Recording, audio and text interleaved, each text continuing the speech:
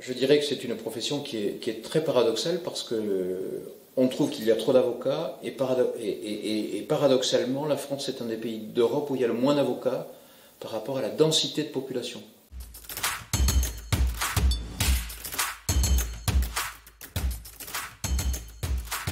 Le barreau de Toulouse est un barreau qui grossit tous les ans, puisqu'on est à près de 1800 avocats, on sera d'ici 2-3 ans à 2000 avocats. Alors, je dirais que c'est une profession qui est très paradoxale parce que on trouve qu'il y a trop d'avocats et paradoxalement, la France est un des pays d'Europe où il y a le moins d'avocats par rapport à la densité de population. Pour vous dire, on est au même niveau que la Belgique et l'Autriche. En Italie, il y a 140 000 avocats, c'est-à-dire quasiment le double de la France. En Espagne, il y en a 120 000, en Grande-Bretagne, il y en a 150 000, en Allemagne, alors la population est plus importante, mais il y en a 120 ou 130 000.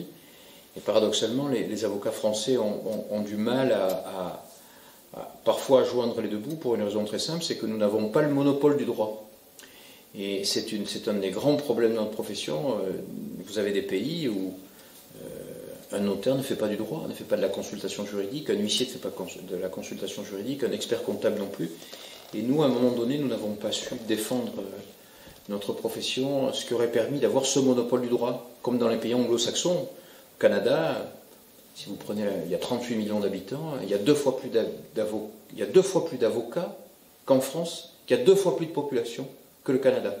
Et pourtant, les avocats ont un très grand pouvoir d'achat et ont une très grande force. Mais parce qu'ils ont le monopole du droit, et donc ils sont à ce niveau-là, ils ont un pouvoir qui est plus important que le nôtre. Donc il faudrait qu'on puisse évoluer vers un métier qui est ce monopole. Parce que ce sont les avocats qui assurent la défense, donc dans le domaine judiciaire, mais ce sont aussi les avocats qui assurent le conseil. On peut être avocat conseil, s'occuper de contrats, et puis on peut être avocat plaideur et s'orienter vers le domaine judiciaire. Et dans ce cadre-là, je dirais que notre métier doit évoluer dans un cadre où nous serons un peu les maîtres du droit, ce que nous ne sommes pas, ou nous ne sommes plus aujourd'hui.